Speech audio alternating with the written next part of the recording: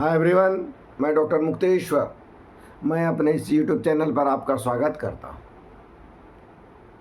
आज मैं आपसे ये जानना चाहता हूँ, क्या आपने बैसाख माह में स्नान किया, जिसे हम लोग बैसाख में बैसाखी स्नान कहते हैं? सूर्योदय से पहले नहीं किया, कोई बात नहीं है, परेशान होने की आवश्यकता नहीं है। अब वो समय आ गया है जब पूरी माह आप स्नान नहीं किए हैं, लेकिन आने वाला अब जो 2 दिन है, कल और परसों, इसमें यदि आप सुबह सुबह स्नान कर लेते हैं तो निश्चित ही आपको संपूर्ण माह का फल मिल जाता है। हाँ, सही बात है। ये एक ऐसा संयोग है जिस संयोग के कारण, हालांकि वो आज से ही शुरू हो गया है, लेकिन कल और परसों बहुत सुंदर समय है। इस समय में यदि आपने सूर्योदय से पहले स्नान कर लिया तो समझिए पूरे माह आपने स्नान नहीं भी किया तो उसका फल आपको मिल जाएगा। साथ ही साथ बैसाखी पूर्णिमा अपने आप में एक विशेष महत्व रखता है। सभी पूर्णिमा अपने आप में एक विशेष महत्व है, लेकिन बैसाखी पूर्णिमा का एक अलग ही महत्व है, क्योंकि पूर्णिमा में चंद्रमा पूर्ण होते हैं और चंद्रमा मन का प्रतीक है। यदि आपका मन प्रसन्न हो, शुद्ध हो, आनंदित हो तो निश्चित ही सभी कर्मों में आपको मन लगेगा। जैसे आपको काम में मन लगेगा उसका फल आपको पॉजिटिव मिलेगा।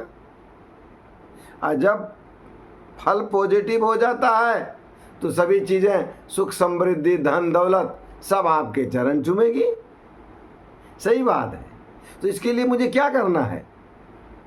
इस पूर्णिमा को, बैसाखी पूर्णिमा कब है? 23 तारीख को, एकदम से 23 मई 2024 को बैसाखी पूर्णिमा है। और इस दिन यदि आपने सुबह सुबह स्नान करके माता लक्ष्मी और मेरे ठाकुर जी का पूजा, विष्णु भगवान का पूजा कर लिए, समझिए आपका पूरा जीवन सुखमय हो गया। धन धान्य की वृद्धि होगी, मन शांत रहेगा। यदि आप किसी समस्याओं से परेशान हैं तो वो समस्याएं भी आपकी कम हो जाएंगी। इसलिए जो भी भक्त इस समय हम मेरे से जुड़े हुए हैं, जो सुन रहे हैं, वो निश्चित ही इस बात को ध्यान दें कि आने वाला जो 23 तारीख की पूर्णिमा है वो आपके लिए धन, समृद्धि, ऐश्वर्य, कीर्ति, सुख, ये सब को देने वाली है। तो वो मुहूर्त कब है? कब हम लोग स्नान करें? तो सबसे उत्तम स्नान तो सूर्योदय के पहले है।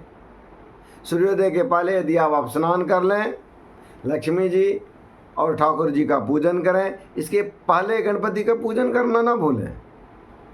पहले गणपति का पूजन करें, फिर हमारे लक्ष्मी नारायण और ठाकुर जी का पूजन करें। सामान्य अवस्था में आप पंचोपचार पूजन कर सकते हैं। जल, फूल, चंदन, धूप, नैवेद्य लगाएं, दीपक जलाएं। ये पंचोपचार पूजन है। और अंत में आरती जरूर करें। ये पंचोपचार पूजन है। सामान्य रूप से निश्चित करें। कुछ नहीं जानते हैं करने के लिए, ओम विष्णवे नमः, ओम लक्ष्मी नमः, इसी से माता प्रसन्न हो जाती हैं, ठाकुर जी मेरे प्रसन्न हो जाते हैं। इनसे आप पंचोपचार पूजन करें, दीपक जलाएं और उस दिन आप शुद्ध रहें, अर्थात आहार विहार विचार आपका ठीक हो। उस दिन आप मांस भक्षण आदि नहीं करें, किसी दूसरे की निंदा चुगली नहीं करें। उस दिन आप भगवत दर्शन करें। चले बने तो आप व्रत रखें, क्योंकि इस दिन शाम के समय चंद्र भगवान को अर्घ्य देना बहुत ही अच्छा माना जाता है। क्यों? कोई हम बताए कि चंद्रमा की उत्पत्ति समुद्र से, लक्ष्मी माता की उत्पत्ति समुद्र से, दोनों भाई बहन हैं। और आप किसी के भाई को ज़्यादा तवज्जो देते हैं, उनका ज़्यादा आप सत्कार करते हैं, तो निश्चित ही उनकी बहन प्रसन्न होगी। अपने घर में ही देखिए ना,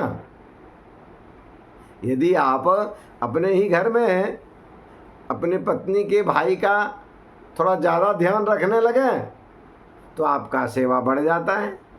उसी तरह से आप चंद्रमा जी की यदि आप सेवा करें, चंद्र भगवान का सेवा करें, तो माता लक्ष्मी ऐसे ही प्रसन्न हो जाती हैं। और चंद्र भगवान प्रसन्न हो गए तो आपका मन प्रसन्न हो गया।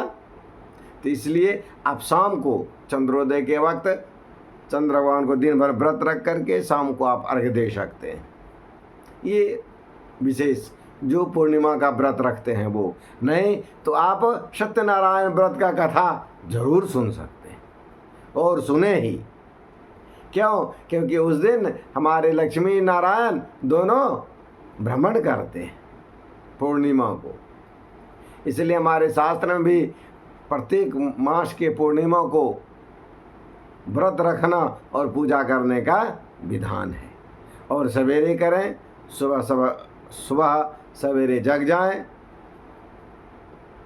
सूर्योदय के कम से कम 45 मिनट पहले, और स्नान करें, फिर सूर्य भगवान को अर्घ्य दें, और फिर जिस विधान से हम बताए हैं पंचोपचार पूजन आप करें, और धन धान्य आदि से सुखी रहें। इसलिए आप इस सुंदर और सुखद संयोग को न भूलें। और सबसे बड़ी बात है क्या कि इस दिन का जो पूर्णिमा है वो गुरुवार को पड़ रहा है, बृहस्पतिवार को, इसलिए इस दिन का और ज़्यादा महत्व बढ़ गया। हमारी माँ बहनें जो हैं वो भी यदि श्रृंगार के साथ आप करके अपने पति के साथ बैठ करके यदि हमारे लक्ष्मी नारायण का पूजन करेंगी, अर्थात दोनों मिलकर के यदि आप पूजन करेंगे, तो समझिए सुख समृद्धि दुगुनी हो जाएगी। इसलिए आप निश्चित तौर पर माता रानी का सेवा करें, ठाकुर जी का सेवा करें, और अपना जीवन आनंद से बिताएं। आज इतना ही, शेष हम लोग फिर अगले दिन अगले नए टॉपिक के साथ उपस्थित होंगे। तब तक के लिए प्रेम से बोलिए राधे राधे।